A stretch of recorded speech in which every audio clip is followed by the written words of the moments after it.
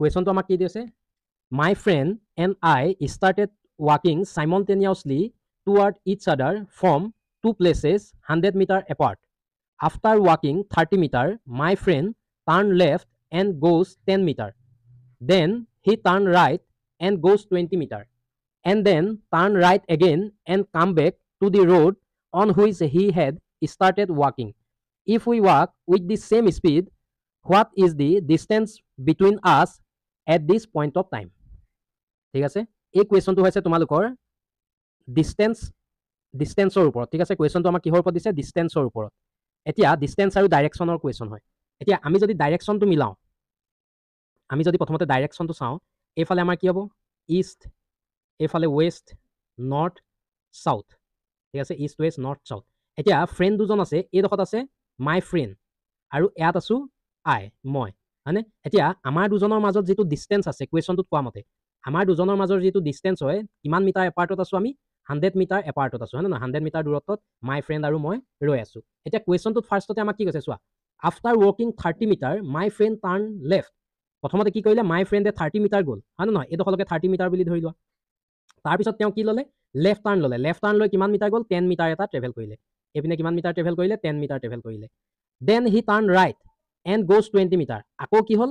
ফ্ৰেণ্ডজনে কি কৰিলে? তোমালোকৰ ৰাইট ল'লে আৰু 20 মিটাৰ এটা ট্ৰেভেল কৰিলে, হয়নে? এইপিনে 20 মিটাৰ ট্ৰেভেল কৰিলে। And then turn right again and come back to the road on which he had start ৱাকিং। ঠিক আছে, আকৌ ফ্ৰেণ্ডজনে তোমালোকৰ ৰাইট টাৰ্ণ ল'লে।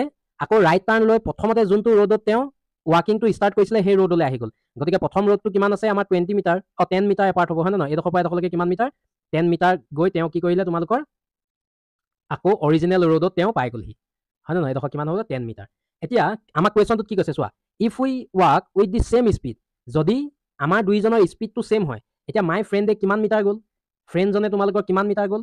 30 মিটাৰ ট্ৰেভেল কৰিলে প্ৰথমতে, তাৰপিছত 10 মিটাৰ ট্ৰেভেল কৰিলে, তাৰপিছত 20 মিটাৰ ট্ৰেভেল কৰিলে আৰু 10 মিটাৰ। গতিকে তেওঁ টোটেল কিমান মিটাৰ ট্ৰেভেল কৰিলে? 70 মিটাৰ ট্ৰেভেল কৰিলে, হয় নে নহয়? তেওঁ তোমালোকৰ লিনিয়াৰ পাথত যোৱা নাই, কিন্তু তেওঁ টোটেল কিমান মিটাৰ ট্ৰেভেল কৰিলে? 70 মিটাৰ ট্ৰেভেল কৰিলে। আকৌ কুৱেশ্যনটো দিছে, if we walk with the same speed, যদি আমাৰ দুইজনৰ ছেম স্পীড হয়, ফ্ৰেণ্ডজনৰ যদি স্পীডটো আৰু মোৰ স্পীডটো আই স্পীডটো যদি ছেম হয়, তেতিয়াহ'লে ফ্ৰেণ্ডজনে যদি 70 মিটাৰ ট্ৰেভেল কৰিলে ময়ো কিমান মিটাৰ ট্ৰেভেল কৰিব লাগিব? 70 মিটাৰ। যিহেতু মোৰ ডাইৰেকশ্যনটো দিয়া নাই, গতিকে আমি কি কৰিম?